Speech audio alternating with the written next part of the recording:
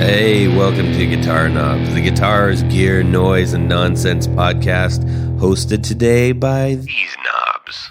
Tony Dudzik, Pick Guardian. Jared Brandon with Brandon on pickups. Hey, everybody, it's me, Todd Novak. Welcome to the Guitar Knobs podcast. We're so thrilled that you are here with us, listening to this here little old show. We are entering our fantastic 5th season, and we're very, very excited about things that we have coming up, including the thing that we're doing right now, today. We've got a great show because we've got a builder on that makes some great stuff. Well, that shouldn't be a shock to you because that's what this show pretty much is about. So, without further ado, Mr. Person, who are you? Hey, my name is Charlie Mostoller. I am the man behind Cascade Pedals down here in Hey, welcome Asheville, to the show. North Carolina. Asheville. There's a lot of builders in North Carolina, I feel like. There are, yeah, totally. It's mostly over like Charlotte and then around the whatever triangle area, Durham, Raleigh, Charlotte. Chapel Hill. There's. I feel like there's pockets of builders. It's like there's a bunch in North Carolina. There's a bunch in Nashville. There's a bunch in Pennsylvania. There's a bunch in like Portland area. I think it's where you find kind of artsy music communities, where people have been DIYing their spaces and their shows and their amps and everything. You kind of find that. Right. I think there's a lot of marijuana grown in those areas too. That might have something to do with it. I was just down there last summer. It was really fun. I think it was a little south past Asheville, but it's beautiful down there. Yeah. Shenandoah. Oh, these mountains are amazing. Blue Ridge, man, I tell you what. Tell you beautiful what. down there. Well, I'll tell you what now. We're really excited to have you on, Charlie. Well, thank you so much. Yeah. Charlie was kind enough to send us one of his premier pedals, and we'll get into that. It's a lot of fun. Yummy. It sounds fantastic. Where can people check out your stuff as they're listening along right now, Charlie? Primarily CascadePedals.com. That has all the stuff that I've gotten kind of regular production. And then, of course, I have a stash of so many weird transistors that I'm constantly, putting it on a breadboard and trying to figure out what the heck I can do with them, and then trying to explore some old circuit, see what the heck it was about. And so I'll put one-offs and weird enclosures and stuff up, and those, go into my reverb shop from my Instagram page. So Instagram, Cascade Pedals, and CascadePedals.com are the best places. Right on. So, provided you're not driving, go ahead and check those out while you're doing this. And if you are, just use your knees for sure. No, don't. I can't believe I said that. I'm gonna have to edit that. All right, so we got a couple of announcements, and then we're gonna get into some awesome stuff here, guys. We need to thank Rode Mics for providing the Rodecaster Pro, this awesome machine that is capturing our voices. 4 channels, a USB channel, a mobile channel. You can plug your phone right into it, and a Bluetooth channel, all being able to be recorded at the same time. It's Can pretty you get fantastic. TV channels on that? There are no TV channels. Sorry. Oh, too bad. Yes. Rode, pay attention. That could be a nice upgrade. Exactly. And then also the Procaster mic, which is just a fantastic microphone for this. But you know what, guys? They also make a lot of microphones for playing live, recording your in-home work, and also for mobile phones and cameras and video bits. So, if you want to record your guitar playing, your writing, your music writing, whatever you're doing, that's a great way to do it. So check them out. Can you record phone calls on that? Shut it, Tony. That's just my default. One of these days I'm going to say that and you're going to be like, I was like, wait, actually that was really good, Tony. Yes, I know. You'll regret it someday. I know, someday. You always do. So I wanted to share something. I love when we get great mail from people. We need a little Jared, you want to do something for like mail call? It's mail call. It sounds oddly like the other one you do. All right, this is from our new patron, Anders Gunderson. That's a great name. It says, I've been playing guitar for about 16 years, but with varying degrees of focus and consistency. Well, I think that's kind of like all of us. In the last 3 years, I've been practicing more and have bought a lot of gear. Hooray for you. Yes. My main guitar is a modded offset Telecaster with dual P90s. Lollers. Sorry, Jared. No, Lawler's a great choice. Yeah, it's a great Nothing choice. wrong with Lawler. Yeah. My pedal board signal chain order is a Old Blood Noise Endeavors Alpha Haunt Fuzz, a Tech 21 Sansamp Paradriver, a Jam Double Dreamer. Hey, that's a great pedal. We gave one of those away, actually. Dual Overdrive, and the Earthquaker Devices Plumes, a Jam Ripley Fall, Native Audio Midnight Phaser, and there's our boy Mike. Jam Big Chill. He's really into these jam pedals. Whew. Jam Big Chill Tremolo. They're great. Strymon Deco, Earthquaker Devices Avalanche Run, and Earthquaker Devices Space Spiral Modulated Delay. That's a lot of great pedals. Wow. Mm-hmm. All this runs into a Blues Junior, which I run into a Shure Reactive Load IR. Wow. So I can practice and record silently in an apartment. That's a good idea. It sounds like an episode we had not too long ago. It sounds an awful lot like an episode and a great sounding rig so far. Thanks for making the show. I don't have a lot of friends who are into guitar to the extent that I am, so it's nice to have you guys to fill in that niche for me. Keep up the great work, and thank you for all that you do. Thank you so much. Oh, he says, happy holidays, happy new year, and good riddance to 2020. Anders. Hey, all right, Anders, thank you so much for sharing that with us. It was really cool hearing about what you're playing. We all enjoy hearing what each other are playing. So that was really cool. Appreciate it. I think that's kind of it for, newsy kind of things. Why don't we talk about what's going on in our music worlds this week? Tanya Bologna, we're gonna. I tried. You bust any kneecaps lately? Or get your kneecaps busted? I tried on my Siri. I said, "Hey Siri, call Tanya Bolonsky," and that didn't work. It didn't work, but I'm gonna make it work. I'm gonna figure it out. All right, Tony's gonna kick us off, and then we're gonna hop over to Charlie. Ah, cool. Well, Charlie, you'll be pleased to know that you inspired me this week. I checked out a lot of the things that you've been doing. I know I see you when you're sleeping. I know when you're awake. That's weird. My eyes are wide open. No, I was really, I thought the Scooby-Doo pedal that you did was super cool. So I started poking around on eBay, and I found the same company that makes that game controller, whatever, joystick. TV games. Yeah. Yes. They have some other cool stuff, which I found a couple of broken ones and a couple working ones on the cheap. So I'm waiting for them to come in, but I ordered a Millennium Falcon. Oh, heck yeah. I'm going to turn that into a fuzz face. Oh. So, because it fits. I mean, it's the right size and everything. They're perfect for like smaller circuits. Yep. You just kind of go in there with, some angled pliers and just cut out all the little bits of plastic that the molds use to grab on and to give plastic some. It's not really structural.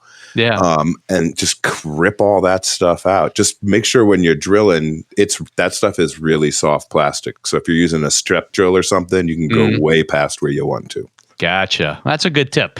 I tend to work with plastic on a daily basis, so Yeah. Oh yeah, that's right. You make pickups. Right? Exactly. But cool. I was wondering if you were gonna just go, "Hey, thanks," or actually do that. I'm kind of glad you did that. It is funny. really crappy plastic. Oh, I'm sure that it is. And then I also ordered a Darth Vader controller, which I'm going to put 2 red LEDs in his eyes. I'm not sure what I'm going to turn that into. And then I just happened to find a Thomas the Tank Engine controller that I'm not sure what I'm going to make out of that, but it's like his smokestack is the joystick, so that's where the switch is going to go. Oh boy. Yeah, So- you put the switch where the joystick goes. I've got a Pac-Man one that I'm working on where there's like a bunch of little Pac-Man on it and a big one, and I'm trying to get each Pac-Man's eyes to be a different color, but also a different VU meter on this, but also like a treble VU and a bass VU and a mid VU, so they'll light up how you play. But it's got to be like a fuzz or something, but they would light up differently. Oh, cool. Squeeze. Yeah. I like it. So that was my fun for this week. Excellent. So thanks for the inspiration. Right on. Charlie, how about you? I guess what I was going to say that I wrote a song, but it's in its nascent stages yet. So I don't want to jinx myself. So I'm going to say, this is true. I did do this past week, and it's been a huge new world for me, is I created a wet dry rig. I had my jam space, half my workspace in the basement, set up to have essentially people come over and play, and maybe we could do a kind of house recording or record parts, but it was set up to have a bunch of people ready to go. You plug in, turn a couple different switches on, and boom, 6 people are playing. But of course, that isn't happening anytime soon. It hasn't happened since last February when I had people over for my birthday. So I was just like, let me just take some of these amps and try and do this wet dry thing. Let me see what can happen, because I always found that my wet stuff was too muddy. I like to put a lot of effects on and be noisy sometimes, but it does get pretty blurred pretty quickly. And so I just have this cab that I built. It's a 2x12 with some, I forget the name of the company, but it's like the cheaper American Celestion. They're made out in California. I forget the name of it, but really nice speakers. And then I built a little L5, a clone of the L5 Moog, like solid state that BB King used, that Aeon FX has a huge giant PCB that you can build, and it's an amazing little amp. And instead of just having, and it sounds so good clean. And so I was like, wait, why don't I just take my other amp, which is just a Champ 100, big, nice, the modern Champs, just like clean pedal platform, but loud and clean. And yeah, I got a little gig rig isolator. I already had one of those Swiss things from EQD. And so I just kind of rejigged it to use its phase stuff and spent a while matching the phases of the speakers. Cause I also have a looper, like a RC50 that I want on its own speaker, and also to be able to go out to the main mixer so I can get it on the PA.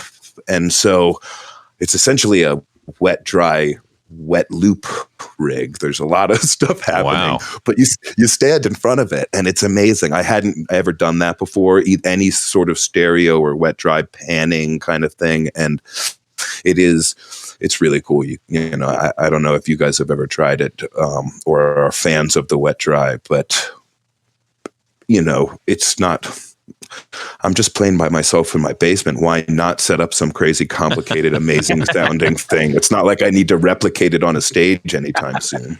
Right. Exactly. You mentioned basement, and we say basement all the time out here. Growing up on the West Coast, I was like, basement, what, there's no basements out there. And it wasn't until I came out this way, first in Minnesota and then down in Ohio, I was like, basements rule. Basements are so essential. And if you're a musician, it's the best because you don't have to worry. You really don't have to worry about sound as to the degree that you would if you don't have a basement.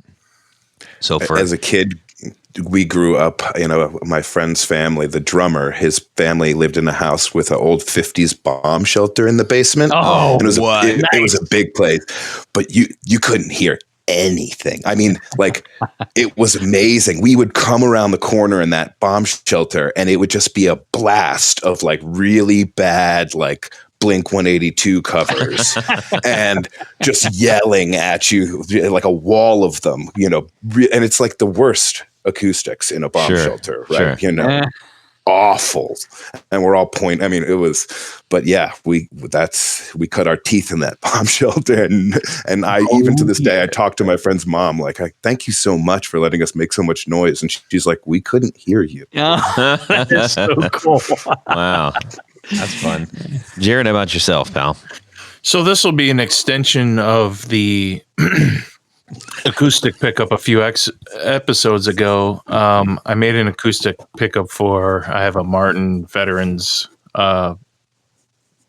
It's like a D28, but it's a something else 28 or something. Really great guitar, perfect for the tone wood effects module that I have. Awesome. Yeah, so I think that's going to be it. That's the one I'm going to attach the magnets to inside the guitar permanently and use that guitar exclusively for that. So what I want to do is, instead of having a stupid wire dangling out of the hole, which I hate, it's not in the way, but I just know it's there and it's flappy and I don't like it. So the guitar currently has the wooden peg. And I don't know if a lot of you are familiar with the old Martins or the newer higher model Martins, but they don't use a screw and a metal thing. They actually use a nice wooden peg as a strap button, or a strap hooky End pin. Yeah.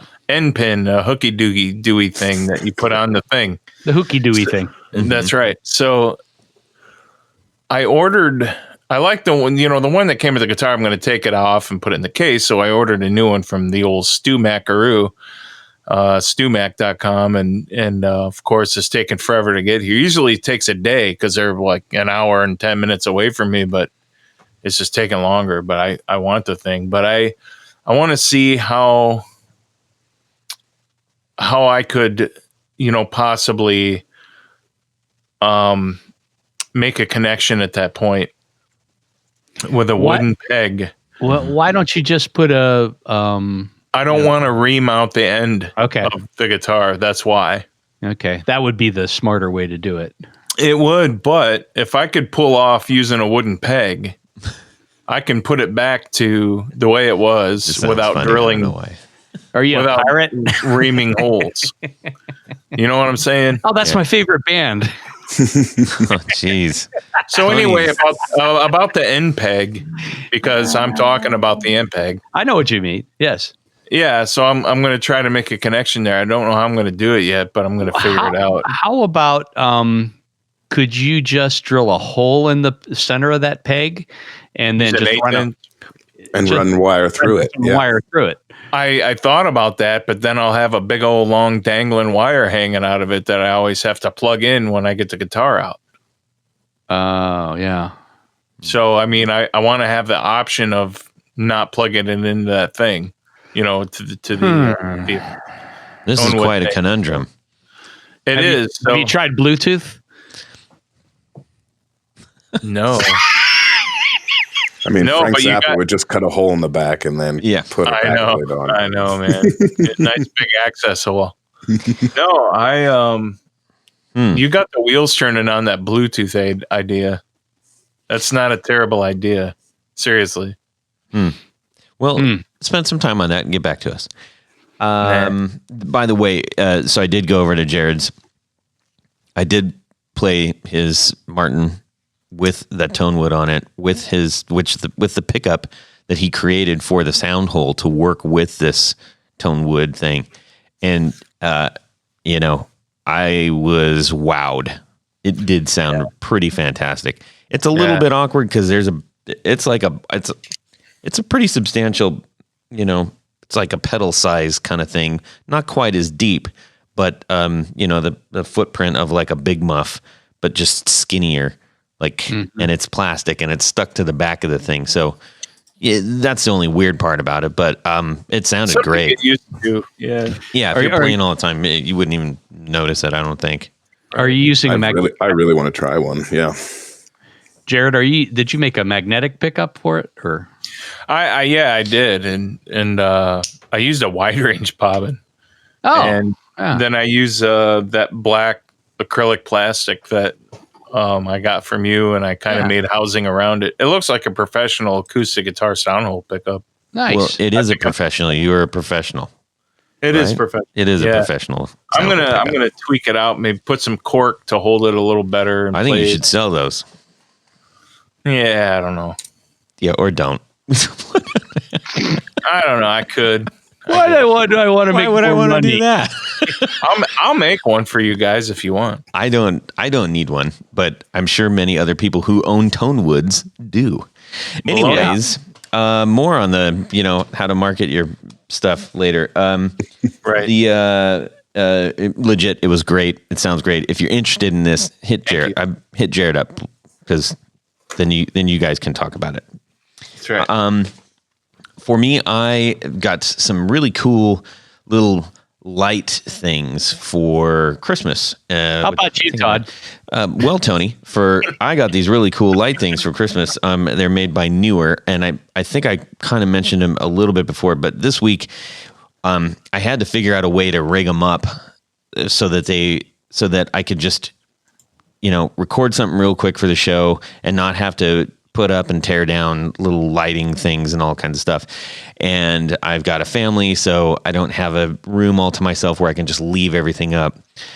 Eric Marrow, our friend, has got a pretty sweet setup in his joint, and his stuff is up all the time, so you can just go in there and it looks, professional production quality all the time. I doubt mine ever will, but this is a good step forward. So I did that. And then just, beginning of the year, I'm just like, I'm just going to clean this whole area. And man, there's something therapeutic about like rearranging stuff when you start to get wires and cables and junk and hanging all over the place and pedals here and there and picks all over the place. So that just, it's therapeutic. I like that kind of thing. I'm a little bit OCD. Just a little Does it bring you joy? It does. Because when I'm done, I'm like, all right. Well, how about some of this? 1, 2, 3, 4 on the floor. Yo, Charlie. Hey, Tony. Hey, have you ever used pedals before? Occasionally. How do you hook your cables? How do you hook your pedals together? Generally, I use cables. Have you ever heard of Tour Gear Designs cables? You mean the best patch cables on the market? Not only are they the best, they're the most reliable and most cost-effective. Sounds good to me, Tony. You should try them because they're cool, they're flat, they're tiny. You can mix and match where they go in and out of. It's really cool stuff. Jared, I think, has one or two. I've got like 35, 40 of them. Holy moly. Oh, hey, guys. They just came out with some really, really long ones, too, which is really cool. I got some of those. Oh, yeah. Yes, sir. If you need some awesome patch cables, check out tourgearddesigns.com/discount/the guitar knobs. Why, you ask, Tony? Because you can get some money off. That's right. You're going to get 10% off your entire order. I say your entire order because I can almost guarantee that gets me out of any legal mumbo jumbo. You're not just going to get one cable because they are crazy affordable, and you will realize this is a pretty good deal, and these are pretty amazing cables. So you're going to get a bunch of them. You're going to get 10% off that. tourgeardesigns.com/discount/the guitar knobs and get that discount on some fantastic patch cables. All right. Charlie, we need to hear your 4 on the floor right about now. Hit it. Hey, all right. Well, I'm assuming, I always forget if this is allowed, that there's an amp that might have some reverb on it. So we're just going to assume that. Okay. But yeah, for me, it's definitely number one is a whammy. Up front, I have a whammy 4. It has MIDI capabilities, so I use a disaster area MIDI baby to cycle through just what I want to use. And I love it. I mostly use the 4th, 5th in the 5th position, so it's just giving me a 5th added to it, or the dive bombs and then the double octaves, and you can, with delays, you can get some nice cool things that you can pad and loop them and then just leave it. I don't know. I don't think I could ever have a board without a whammy sitting next to it. So let's put a little color to this. Anybody that doesn't maybe know exactly what that is, I'm sure you've seen them. They're big, they're red. This is a Digitech whammy. They look it almost looks like a wah pedal, but it's not. So don't get confused with wah and whammy. This is a totally different thing. Can you tell them a little bit about what that sound does, just for someone who maybe doesn't know the difference between those two? Well, yeah. So a wah is like a filter, whereas the whammy is adding in, if you're using it on the octave side, it's adding in some sort of a seventh, a sixth, a fifth, and you can then sweep between, say, a fourth and a fifth, a sixth and a seventh. And then on the other side, it has an octave up, so you can sweep from your position to an octave up, or 2 octaves up, or an octave down, and an octave, 2 octaves down. And then it has the dive bomb mode, so you can dive bomb, and you're using the pedal to do it. Whereas with the wah, you get a much more narrow filter sweep that you're working with. Right. It's a digital effect. Think Troy Van Leeuwen from Queens of the Stone Age. Or Tom Morello. Tom Morello. He uses it in so many revolutionary ways. Yes. I always use it with a loop pedal too, to keep it like, a loop switcher to keep it, because it's not true bypass. Right up front, I'm a true bypass fan, especially up front on my chain. Gotcha. Now, is that pedal still being made? I think they are making whammy 5s, but they're never going to make any more. My understanding of what's happening at Digitech, and it's funny, I actually have another essentially Digitech pedal on here, but that they're still making all the sellers, but they're not really doing R&D into new products. So, you could buy a Rubberneck, you can buy a whammy 5, I believe, the one that has the pitch section as well, where you can detune, the pitch shifter, so you can. What is that other pedal? The pitchfork? The Ricochet. Yeah, the Ricochet. So it has that added on too on the other side of the pedal part is in the middle of 2 sides of the pedal. Thing's pretty cool. The Ricochet is like the actual like standard pedal size version with just a single on-off switch, where the whammy has got the actual foot rocker pedal. Exactly. Very cool. How about number 2? So number 2 is a fuzz face of some kind. In my case, I got myself a Sun face with some stimulus money back in March. Analog Man, the GE. I can make a fuzz face, and I do make a bunch of them. I wanted to have the holy grail. See what these mythical transistors and what Mike's circuit is, and it really is just phenomenal. You can. Whatever guitar you're using, if you just put 1 or 2 screws on the back, and it's such an amazing pedal. I have the NKT red dot version, so not the true 275s, but still pretty amazing. Now, how long did you actually have to wait for that pedal? No, they make those. You're not waiting. You could buy it right from Analog Man today, and it would be there. And this was actually during the pandemic, right, where they were even more spaced out than they normally are, and limited. And it took, just a few weeks. It's kind of Analog Man. It's great. It's like a menu. You want a sun face? Okay, well, do you want 3 knobs, 2 knobs? Do you want side jacks, top jacks? Which transistors do you want? It's amazing. You get exactly what you want, and they make it for. These are going to last for your entire life. They will last beyond you. Right. And then also, if you do, I do remember if you sign up, I think it's like email of the day. If you sign up for the email, you get, I believe you get like the what's up on like new stuff or new lists or new builds that are coming out. Oh yeah, maybe. They made that cool Pelican thing, which is like it just makes the seagull sounds from Echoes. That's awesome. How about number 3? So number 3 is the MT10 Mostoration, which is what led to me making my Hosstortion, which, it's just, I only make pedals that I like, really, that I am obsessed with the circuit and want to make them a little better.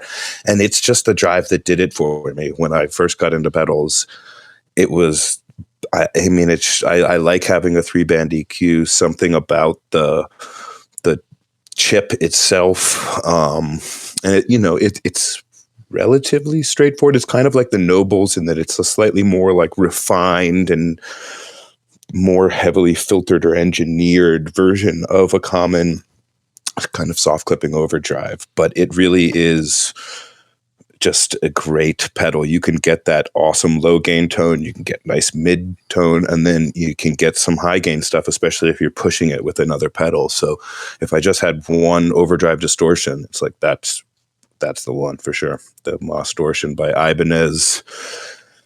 I think they only made them for like 2 years or 4 years, maybe back in the late 80s. Yeah, I think 80s or 90s. Yeah. Right. It was like 88 to 92 or something. That sounds about right. Yeah. Fantastic. All right. Number 4. So this is that other DOD, which is the rubberneck delay. And I don't know. I mean, I love lots of different delays, and I had to think about this one a little bit. But it is just the most useful.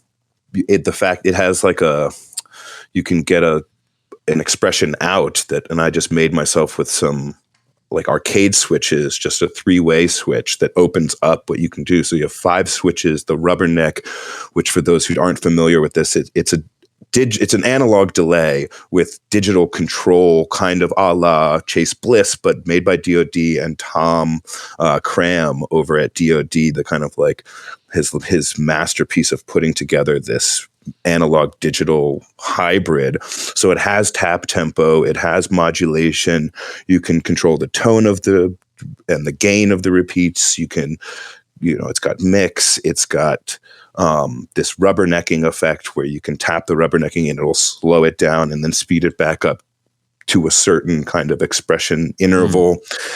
I mean, it's by far just the most versatile, reliable. Oh, and it has 3 tempo divisions too. So you can have dotted eighths, and I mean, I don't think you could, and trails on and trails off too. I mean, exactly. Like there's just no other delay that is so warm and analog that has all of the features right there and can be integrated. That is a lot of features on that.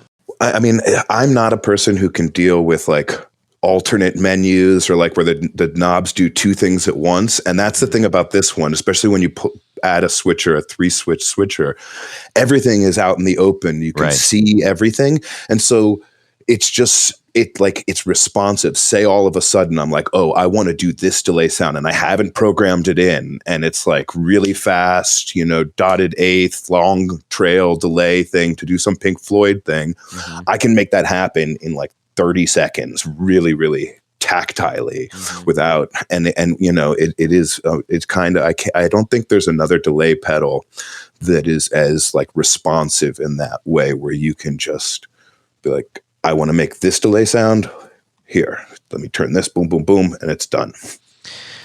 I kind of want to see somebody put like a Elvis on that from rubbernecking. I don't know why.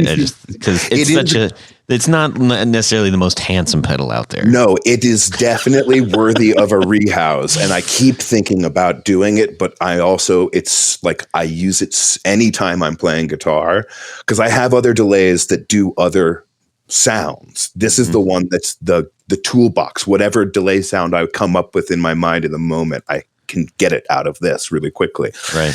And so I couldn't take it off the board to take it apart and, like there's no time for that. It's I'd have to get another one and then sell this, Yeah. Or put 2 Tonys on it. That would be It better be a bigger pedal. Yeah. Yeah, exactly. Well, it's not very big. And it also, beyond the control switch, you can also have an expression pedal. So it's, wow. Yeah. What a pedal. A lot going on there. Hey, that's 4 fantastic pedals. And the Rubberneck's made it on here before. So has the Whammy. Those have both been on about at least 2 other times, I'm pretty sure. So more validation, I should say, there, people. Go check out the Rubbernecks. They're around used with like $160 to $200. No, even cheaper, man. Even cheaper, man. Oh yeah, they're like $150. $150. Look, the sale's happening right now. We're dropping. We're slashing prices. I don't really need to be shilling for DoD because it's they're owned by who the heck knows what. But like, it is an affordable delay for people out there. I know. We're in a cash-strapped time, so if you're looking for full feature but can't pony up for a Total Recall or something. Right. This will do it. Fantastic. Good stuff, man. Well, thank you so much for doing that.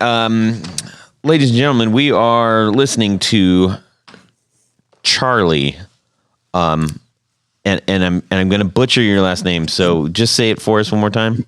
Mostoller. Yeah. I was gonna say Mostoller, and I was like, nope, that's not it. Don't say it, Todd. We're guessing too. No one knows the person, we haven't interviewed our 17th century ancestor to ask him what the heck he was doing. We are listening to Charlie Smith from Cascade Pedals. Charlie David. Charlie David. Yeah. Charlie David, exactly. Yeah, Charlie David. Charlie David. So we're listening. We've got Charlie here from Cascade Pedals on the show tonight, and we're really excited because he's got one of the best sounding distortions out there. I mean, it's a pretty straight up distortion, but whenever I say that, I feel that's limiting. This is not a limiting pedal. This has got a lot of range. And that's, I think, something that all three of us really responded to. Oh, yeah. I've thought about calling it a drive, but the thing is it very much is an homage to the original. And the original's not available affordably or in good repair. You can get them in really bad condition for $500. Mm-hmm. So it very much is an homage. But it certainly is much more than a distortion. Yeah. Or an homage, whatever you want to call it. So let's talk about this real quick, and then we'll kind of like toss this up. We're all really excited to talk to you about this pedal. This is the Hosstortion, the MOSFET distortion. Now, first of all, explain to us what exactly that means, and then we are going to hit you with all the good stuff that we like about it. So MOSFET, people have probably heard of JFETs, which a lot of times in pedals are what people use to recreate amp circuits.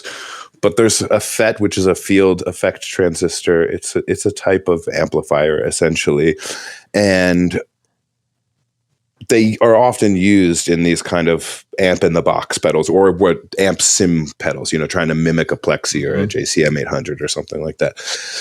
And this one's just like a chip version of it, right? An 8-pin dip format of it that was, I guess, common in the 80s for switching circuits, I would assume. Who even knows what? And general amplification. But, of course, Ibanez, they took advantage of their very large supply chain and used what they had in it. And then it just became no longer available. They discontinued the pedal. Like the original MT10 ran with that classic, lots of people have seen the Tube Screamer TS10. It's that same format, the kind of weird boss thing going on with the Pac-Man knobs. And then that it just kind of disappeared. And I love, country rock, and that's in kind of a clean edge of breakup tone, but then also being able to have like a much more distorted lead tone. And the reason I discovered this pedal, of course, is because Mostoller, I was like, what the heck is that? I got to figure this out. And it never left my board. So, trying to recreate that pedal, unfortunately, those chips are unavailable. The new chip is just an upgraded version of it. Instead of what's a CMOS, it's a BiMOS. A modern. And what I did to it is just tried to leave the EQ as much as possible and juice out as much headroom and as much volume as I could get out of it, which is what I felt was a little bit lacking in the original. The original pedal compresses and starts to break up before, like, pretty, maybe 11 o'clock on that gain knob. And I wanted that to happen more around 3 o'clock to turn it into less of a distortion. And really, because a lot of people, that's how they use it, with the gain turn the original all the way down. So it's like, how can I juice more like medium gain overdrive tones out of this circuit? Yeah. And that's what ended up. And it's funny, I have to give credit to this guy, Richard Mary out there, who he's a Hosstortion obsessionist. He's collected every single company that's ever tried to make a clone of it before. And he helped me with the development. All of my prototypes I would send to him, and he'd compare them to all the other clones and be like, you need a little bit more of this, that.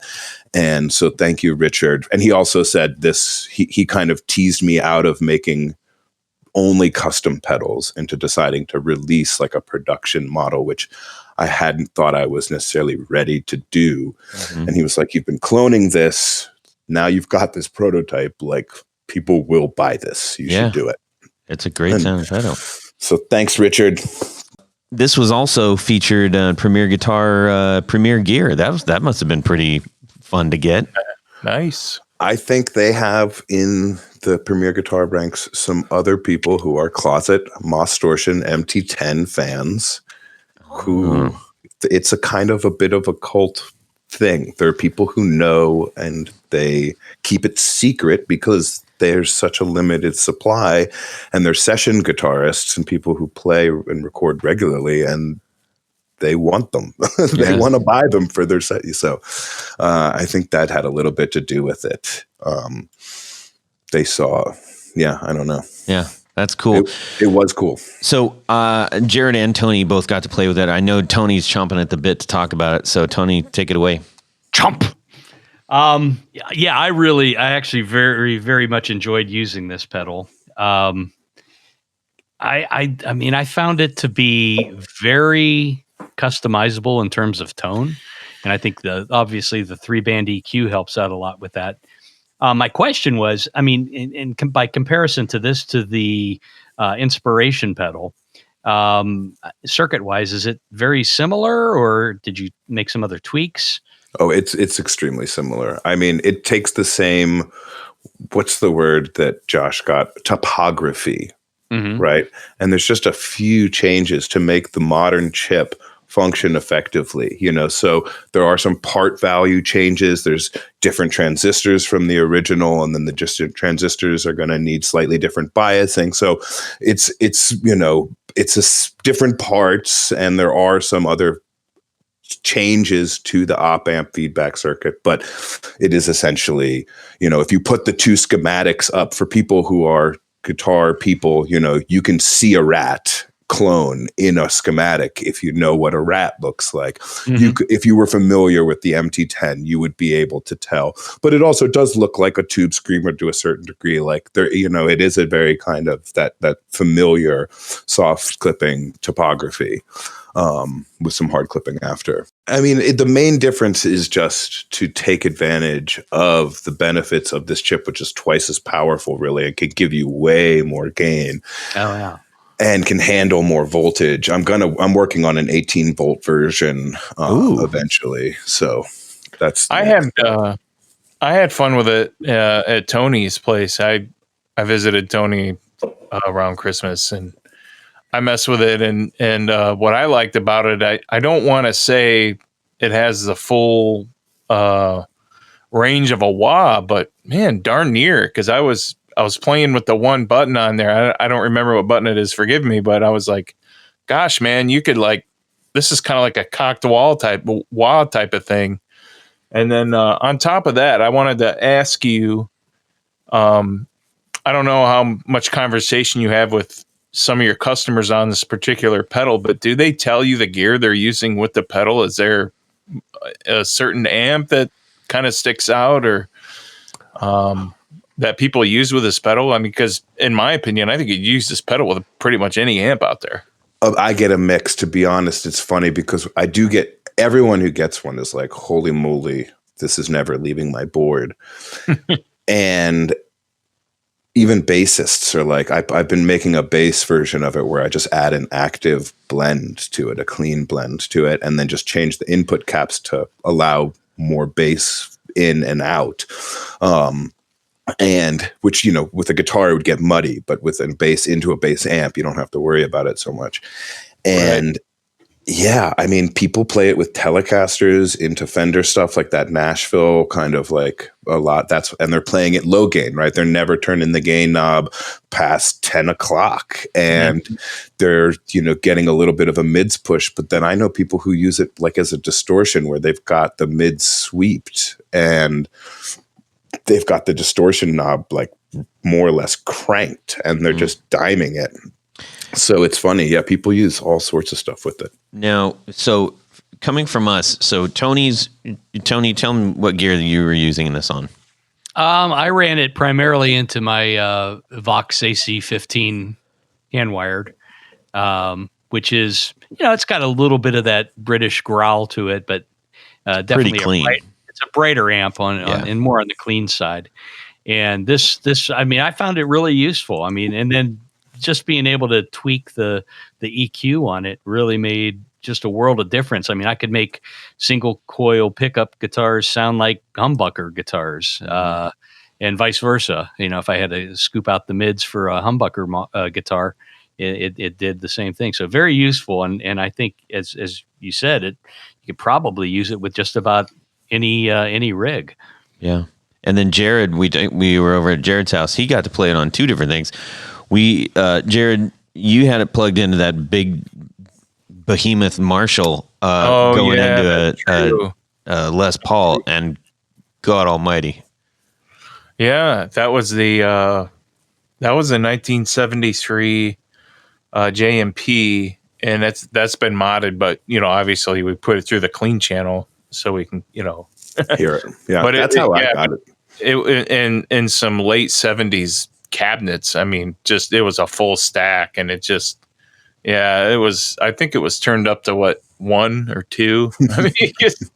We're old. We don't want our eardrums to blow up, but yeah, it was tonally amazing. Tonally, it was really stunning. Honestly. And then Zach actually came over. Zach's been mentioned on the show several times. He's got a show on YouTube as well. What's that? What's his show called? The String Debate, the Great String Debate. Right.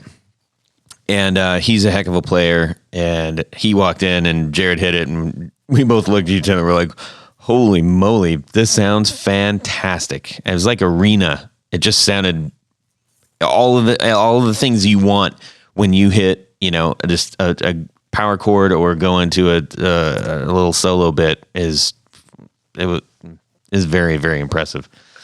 That's how I first played it, was with my Les Paul into a Marshall, and like playing it as a distortion pedal. And then eventually I kind of fell into a Telecaster. I discovered the Telecaster and was playing with the Telecaster low gain. I was like, wait, what? This does this too?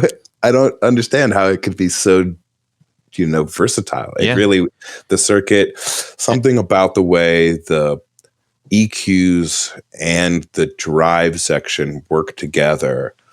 You can get, a lot of pedals, everything affects everything else. It's not so much in this one. You can, it's not like like a graphic EQ that you can pull one frequency, but you're not necessarily when you increase the gain, adding more high end to the signal. It depends where the EQ is. There's a way that they interact and also don't interact that is just amazing. Yeah.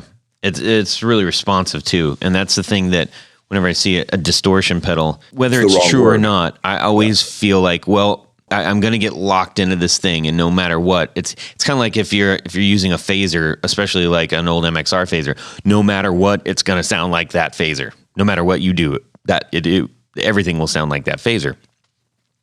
And distortion feels like that, that's where I think where a lot of people say, I want the versatility of an overdrive, where a distortion is going to be like, I'm on, it's distortion, it's on, and even to the point where you're maybe losing pick attack because it's just the straight distortion signal, but this has a lot of response to it, which I really appreciate. That kind of like the 1981 compared to the Rat, where you have, sure, it's based off of the original circuit, but it's much more responsive. Yeah. Yep. Cool. So, hopefully everybody is now, I don't think we can sell that thing any harder. Not that we are trying to. I say that kiddingly, but honestly, this is not, hopefully everybody who's been listening to this show, we are not trying to push or shill pedals or anything like that.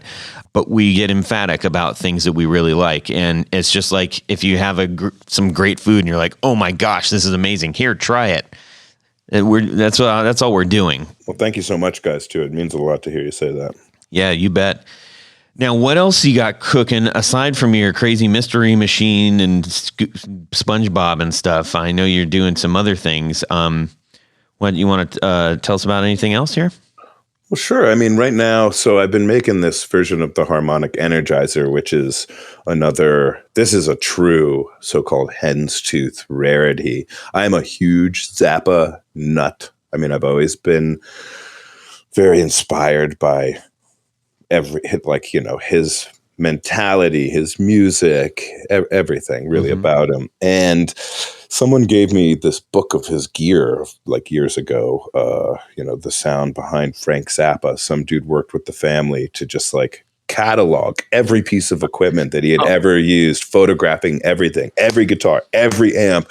I mean, talking with the guys who did it's just amazing. If you're a Frank Zappa person and you are a gear person, this book is Alice in Wonderland. I mean, it is a rabbit hole. And I had heard about this pedal that was the Systec harmonic energizer, which is it. For a second, when one of you, I think it was Tony, was talking about it as the wah with the treble, it's definitely the treble knob of the Hosstortion. It made me think of this in my mind because it is essentially what you would think a wah is. It filters the tone, but it does it in a very different way. You can pick how wide the bandwidth is. You can dial in the exact tone. And so I've been making this for a while. People who are Frank Zappa fans love it because it's kind of a fuzz, kind of a drive, but also kind of this filter. And it allows you to sometimes get that wah kind of like weird where you kind of redline the sound for half a second on one spectrum of the frequency spectrum, and then it comes back down. You can get that kind of blown out frequency mode, but you can also dial it back and use it to position the sound so you can pull yourself out of the mix and kind of isolate the guitar and make it sound really big and fat and overwhelming, or kind of like far and distant. And Frank would do it all the time. And so now I'm making a treatle version. I found enclosures and I figured out how to mod all the different parts of the circuit to make it work. And what did you call it? A treatle? Yeah, so that's the limitation of the wah shell is the mechanism, which is called a treatle, right? So that little gear that you put on the potentiometer, and then you've got the geared shaft that is pushed up against it with that annoying plastic thing that gets too loose. And that mechanism is the treatle. And the thing about it is it limits your sweep, right? So you don't get the full range of the potentiometer. Interesting. So I had to change the circuit a little bit to try and get the range that I wanted in the smaller sweep. And I made it work, and it sounds really cool because it allows you to, on the fly, kind of switch between that blown out filter wah sound and this more ethereal kind of pulled back sound that otherwise you'd need two of them to really do. And Frank would use it all the time. And most of the ones that I make, I like work with the customers because they're all Frank fans. And we put like their favorite picture of Frank or cover art from one of the different, like I've made, 30 of them. And half of them have been unique with like someone wanted the Zappa Crappa picture on it. And now the wah version is in a powder coated black wah I'm working with this guy, Fox Chiro, who makes pedal toppers for like wahs and your Ernie Ball volume. This guy makes super cool stuff. He also works with a ton of other pedal builders, what is the Big Ear? Karen you can get Karen to draw you something and he'll turn it into a pedal topper. You can get all these cool artists to draw something custom like your cat or your dog and get it in a glow in the dark skateboard sandpaper topper that comes very well easily in very good instructions on how to get the old one off and this one on. And, he was doing Black Lives Matter ones, and he was doing like the old those old striped,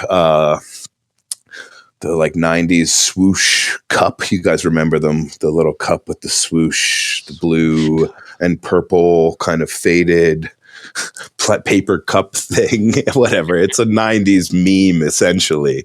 But I'm working with him to have a picture like this, one of Zappa's covers, vectorized, because it's all an homage to Zappa. You're not really interested in this pedal unless you're a Zappa fan. But people have asked me for expression versions of it and stuff, and it's hard to do an expression version of it because of the way that the filter control is designed. Most expression pedals out there will end up working where they ground part of the signal, and that's what they're doing. They're kind of working. And this, you'd have to isolate it. And so I can't make something that people might, I don't know what expression pedal, and there's no standard for expression pedals out there. So I'm wary. I've made a couple where I've made an expression knob for them. So it comes with an auxiliary foot knob that I know works, because I just can't guarantee that any old expression pedal would work with it. So now I'm just putting it into a washout myself, and we're going to take pre-orders for that like in a week or so. So if you want to know about that, sign up for the Cascade Pedals email list, which is not spam. I don't send it. I only send it out when I have a new thing that is interesting. I'm not sending out weekly deals or whatever. I hate spam. It's good with eggs. I love that kind of spam, but not anymore. I'm a vegetarian. Dream of it. Well, that's okay. So that sounds like a pretty flippin' interesting pedal. And then you are making like more one-offs and stuff like that. Are you working on any other pedal that you're gonna, I guess, build out in a line kind of like Cascade? Yeah, well, I mean, I've got I did a clone of the Axis fuzz, and I'm now doing, I've been making like, I love octave up, so I like modular ideas too, so I've been designing circuit boards where I can mix and match, kind of like what, Analog Man would always do this, putting two compressors in the same thing, or having like the Sun Lion where you've got the treble booster and the fuzz. And I like that idea of making smaller boards and being able to combine them. So I've got a couple different fuzzes based off the Jimi Hendrix Axis fuzz, Roger Mayer's Axis, which is essentially a silicon fuzz face. And I'm working on a BG fuzz now, which is a super fun fuzz that I love. I mean, that's the thing, is I just make things that I like, and I'm like, this is hard to find. I want to make a better version of this. That's cool. And then I have so much I have weird enclosures, and I have weird transistors, and so I'm constantly like, I love exploring circuits. So I am always making weird one-offs, and like people do tend to respond pretty well on Instagram to them. So yeah.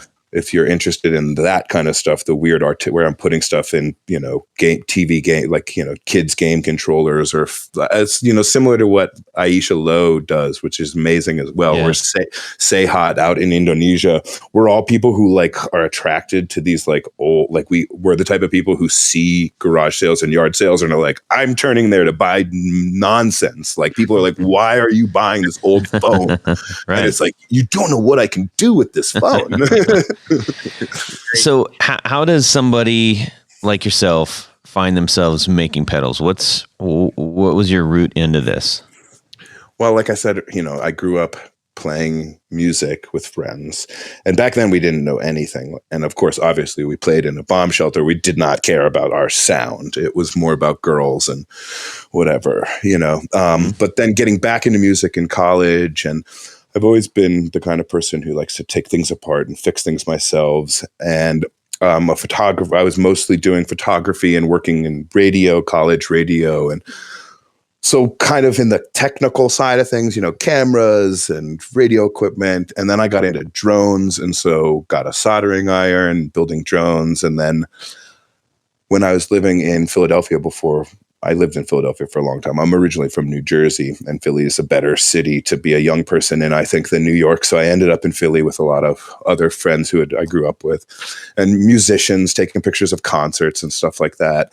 And then I needed knee surgery, and I ended up like just not able to take pictures and do photography and walk around and stuff. And so I had stumbled across one of my childhood guitars that I had forgotten about because my grandmother passed away, and we're dealing with the storage unit, and out comes this guitar in awful shape. And so I'm like, I'm going to fix this. And then, I mean, you guys are familiar. If you're a DIY person and you find a new pathway to go down, you're just like, I want to know everything about putting guitars together. And then it was amps. And then it was, once I built myself an amp, I was like, okay, that I don't need to do that a lot. Like that, I have an amp that I built myself. I'm not gonna. So what's next? Pedals. And then I started to make pedals. And I think a lot of other builders find themselves in this. They're the kind of people who do just start making pedals. And then all the people around them who are musicians are like, give me that. I want that. I want this. I want that. People start buying your pedals. And 4 years later, I released the Hosstortion. You know, it was kind of a slow build at first, but people were spending money on the pedals, and mostly one-offs too. So I was making weird stuff and it was being appreciated. So I just kept doing it. And, originally it was just to pay for gear, to fund the gear habit. We've heard that before. Oh yeah. Yeah. And then, then it becomes this thing where you're like, you've learned a bit about how to do a business where you're making a product and you have costs, and you start to figure out that kind of stuff, and your mind switches a little bit and gets business oriented. Mm-hmm. And you're like, well, why not try? And I still have a day job, but it's the side. What's your day job? Well, currently, I've been contact tracing, so I work for the state and my local health department trying to combat the COVID.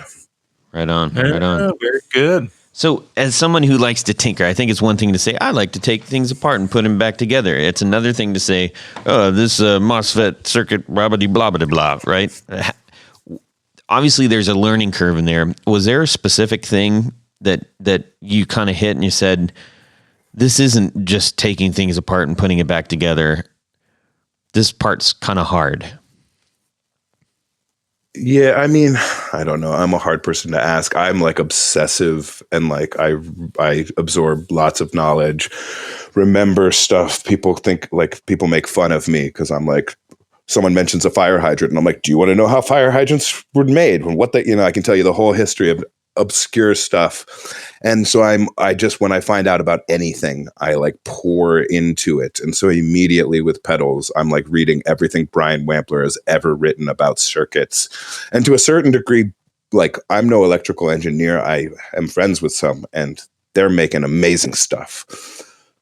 But like a lot of pedal, especially vintage pedal circuits and amp circuits and guitars, it's pretty simple stuff. At the end of the day, we're not talking rocket science. Although people tell me rocket science is pretty simple too, if you're like a particle physicist, I guess. Yeah. Well, we know one of those, I think. So do you get asked questions by up and coming builders?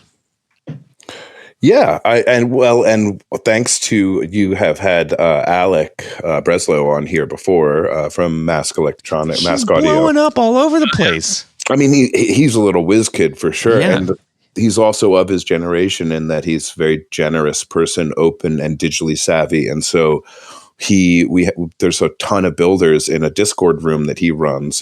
Free people can join as long as you're not a mean person and you're not going to spam and stuff. And you're a builder, of course, but it's extremely useful. And so we all just are bouncing ideas off of each other. You're designing a PCB and you come to a problem, whether it's a ground issue or you're trying to, you've got a part that you're trying to use. You can't find a library for it. Just like, and it's just this amazing little community. So, it's actually in my notes for what I wanted to mention today during the show, which is that the only reason I've been able to make pedals and feel like it was worth doing and something that would be worth continuing to do is because the other people who are making pedals, the other small builders in this country, are really awesome people. It's like the maker community, but also like guitarists who like rock out and obsess over rock music too. And everyone's been so helpful and is so helpful to each other that, it's a really special community, I think. That's awesome. No one's cutting others. It's not cutthroat. In the photography industry, that was extremely cutthroat. Oh, geez, yeah. It's like not cool. Well, I really appreciate you kind of bringing us home with that notion, because I think I get the impression that most people who listen either are builders, appreciate builders, or are in some way aspiring to be so. Whether or not it's like, I'm going to start my own pedal line, or it's like, hey, I want to start tinkering. And that can be really prohibitive if you're just like, I don't know the things that I don't know. And I appreciate you sharing that and the encouragement of reaching out to the rest of the community if you are thinking about building or just need some help or asking questions. We got a lot of people who we've had on the show started out that way, and they are reaching down to help. Well, you think about like someone like Josh Scott, who is essentially like still a reachable person who is like a real human being who's helping his friends and other builders, and is yet extremely successful, running a very, they're selling pedals Huge. over there. Yeah. and yet he's still this nice guy hyping and repping all his friends. And it's amazing to see. And if anyone does have any questions, please do reach out to me. I'm happy to help people. That's super cool. That's super cool. All right. Charlie from Cascade Pedals. We appreciate you, man. Guys. Jared. Yeah. I think you had a little thing to share with us. Ladies and gentlemen, it's time to play a little game called Would You Rather? This week's Would You Rather. You have an old guitar, and it is a hollow body. It's a hollow body. It's a hollow body guitar, 2 pickups. It's kind of like a ES335, but instead it's just a single cutaway. So it's a tidbit smaller, but it's a single cutaway. It's a really awesome guitar, but you hate the finish on it. Yes. You hate it. So my question is, because, you went to the finisher guy and you asked him or her, should I get a sunburst sparkle, or should I get this, gray and black and white paisley? It's like, the black and white paisley, but with a burst. Yeah, it's a black burst, and it bursts into like a silver. I knew you were going to say that. Yeah, I'm sorry. No, you're fine. I'm just trying to describe it the best I can for our listeners. Yeah, think the Telecaster case. You mean like the Telecaster paisley? Yeah, yeah, but black and silver. Black and silver, sparkly paisley yumminess with burst edges. Oh, yes. And, well, the burst is the black. The outside is all black. The sides are black. The back is black. Back and black. But it's got white trim. It's got white, what do you call it? Binding. Thank you. Jeez, oh, Pete. So, yeah. And the other one is it's like a sparkly sunburst, I want to say. Like gold with a sunburst over it? Gold with a sunburst. That's and weird how I know this. I know. If you can only see 2 pictures, the same 2 pictures I'm looking at, you would understand. Mm-hmm. So, yeah, you have 2 choices. And what I just took 5 years to describe are your 2 choices. And that's the only 2 things that he or she's going to, offer to you, because that's all they have left until next year because the mail's down. It's slim pickings at the finishing place. That's right. So awesome, nice Fendery paisley black to silver burst or sunburst sparkle. I mean, they're both really sparkly and beautiful. I mean, I would love to have both of these things, to be honest with you. Yeah. This is on a semi-holler guitar, right? Semi-holler guitar. Yeah. Single cutaway. Holla bally, semi-holler guitar. The first way I said it. And they're kind of slightly smaller than a ES3, so it's kind of like just a slightly bigger than a Les Paul, but it's hollow.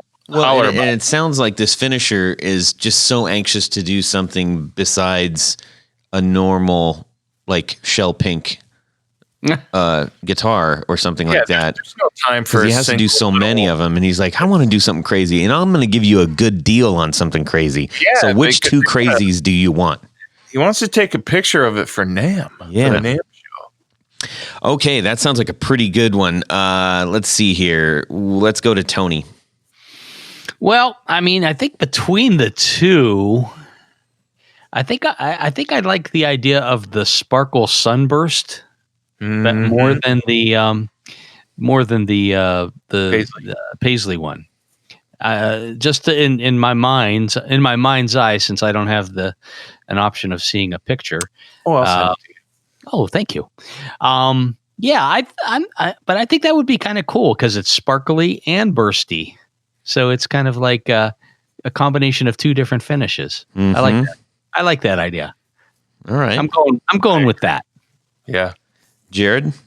Yeah, definitely. I think it would be easier if everybody saw the photos, but I got to tell you, the way this sunburst with the center spot, I've never seen that finish really, and it's just even though the Paisley's awesome, like I've got 3 or 4 Paisley guitars of my own, and but this one, the way the sunburst was done, the way the sparkles and the whole thing is just unbelievable. Yeah. So that's Jared, and then let's see, Charlie. What are you gonna do? Can you imagine this in your head? I can. I kind of looked online real quick at the Paisley Telecaster, what exists there, and I'm going to go with that. I'm never been much of a fan of the bursts, to be honest. The only bursts I like are the ones that are 70 years old and faded, so they're gold tops. Right. Right. I've just never been a fan, and I like weird stuff, and the Paisleys do look pretty killer. Yeah. Yeah. Well, hopefully everybody should know it by this point. I do like a gold sparkle, and I over a sunburst on a larger body guitar it looks pretty awesome. Now, that said, I am not particularly a fan of Paisley, but I think that this black and silver on this large body with the black the black burst around it looks pretty flippin' cool, especially with the F holes. I mean, it just all goes together really, really well. But then you'd probably have to put a silver sparkle instead of a gold sparkle guard on it, though. I would, so that's why I'm not going to do that. I'm going to go for that the heavy flake gold sparkle burst because it looks wicked cool. And that was actually inspired by I was scrolling around. I like watching JN Color on Instagram, and if you guys haven't checked that out, it's Jay Nelson. He's the Fender custom shop painter out in Corona, California, and he's got a really great channel on Instagram. I watch that all the time. It's like ASMR for me. It's so amazing. Yeah, those are two pretty remarkable finishes. All right, that was a good one, Jared. Let's see here. Tony Bolonsky. Yeah, we got a few people to thank. Why don't you take the reins, my friend? We have a bunch of people to thank. In fact, we have 3 extra people to thank. Oh, it's so exciting. This is hot stuff. Why don't you start out with them? I'll read it that way when I get to that point, Todd. Okay. Do not rush. You cannot rush perfection. This is your jam. This is your jam. This is like baking a souffle. You can't rush it. It takes time.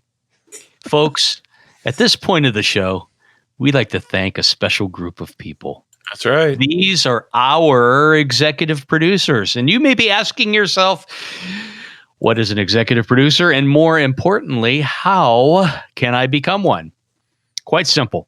Head over to patreon.com/theguitarknobs, and you can find a couple of different levels in which you can participate and become a patron, a sponsor, if you will, of this very podcast. There's a bevy of great thank you gifts, things like t-shirts and barefoot buttons and stickers and pics, and oh my gosh, it's endless, seemingly endless.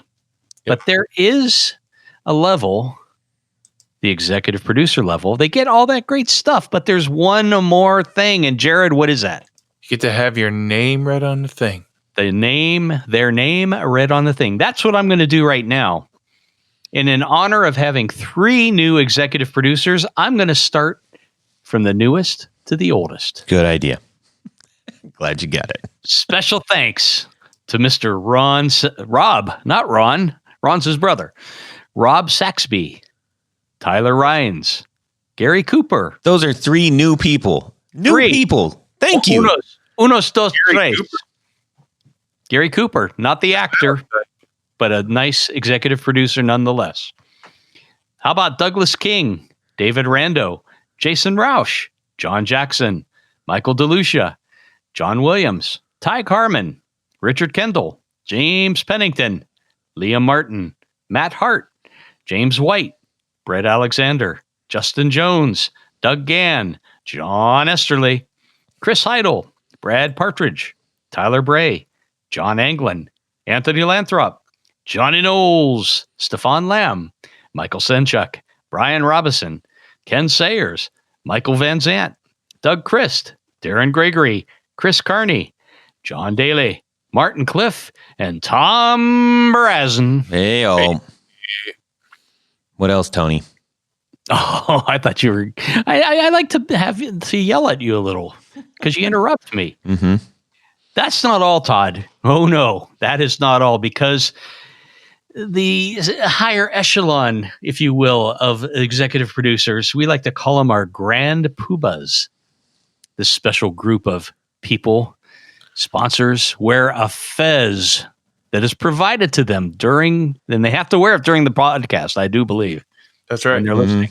It's required. So if any of these poobahs are not wearing your fezzes, hop to it right now. You still have a few minutes. Shame. They don't get any pudding if they don't. Yes, if you don't wear your fez, you can't have any pudding. Special thanks to these grand poobahs: Jonathan Jerusik, Corey Nigro, David Kaminga, Cody Lane, Cody Foster, Sean Yes. Tommy Manasco, Mark Garton, Adam Johnson, Steve Keys, and Tim Nowak. Thank you, thank you, thank you, thank you. Yes, sir. Thank you all so very much. Let's see, Charlie, where can people find you? CascadePedals.com and Instagram Cascade Pedals. And if you're interested in the harmonic energizer and the wah shell thing, I would suggest signing up for the newsletter. And I promise I will not spam you. As I said, I hate spam. Excellent, excellent. And Tony, how about yourself? Head over to pickguardian.com. Check out some of the wares that I have for sale. A lot of what I do, almost all of what I do, is custom. So let me know what you need. Shoot me an email. I will take good care of you. Jared? Well, if you have any broken pickups and you need them repaired, let me know. I do those. Also, we do new pickups that look old. New pickups, all sorts of pickups. Wide range. We do noiseless Jazzmaster. We do, we have our own PAF type pickup. All sorts of goodies, man. BrandonWildPickups.com. Fantastic stuff from both of those chaps. You can send me an email, todd@theguitarknobs.com. You can also DM me on Instagram @guitarknobs.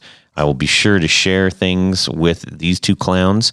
And, if you got questions, we'll try to get back to you. If you got things that you just want to share or just comment on the show, we'd love to hear it, especially if you got a would you rather. We'd love to get would you rathers from people. So send those to us, will you?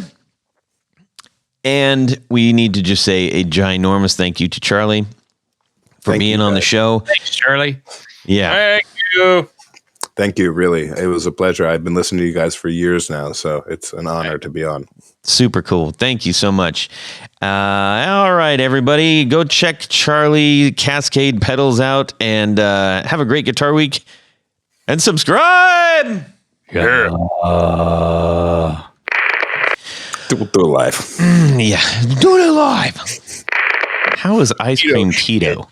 It just is, dude. It says keto on the thing. It's keto. It's keto. You can eat the whole package. Yeah, that's what I'm doing. It's in a tiny little thing. Gluten free. Shoot the moon. Yeah. Well, that's it for these knobs. Please visit our Patreon page at patreon.com/ Facebook.com/The Guitar Knobs. Visit our website at theguitarknobs.com for all of our past episodes, 4 on the Floor blog, and other good stuff. You can connect with us on social too at our Facebook page and share your gear and stories on our Facebook group. Also, be sure to check out our Instagram at Guitar Knobs. Catch you next time.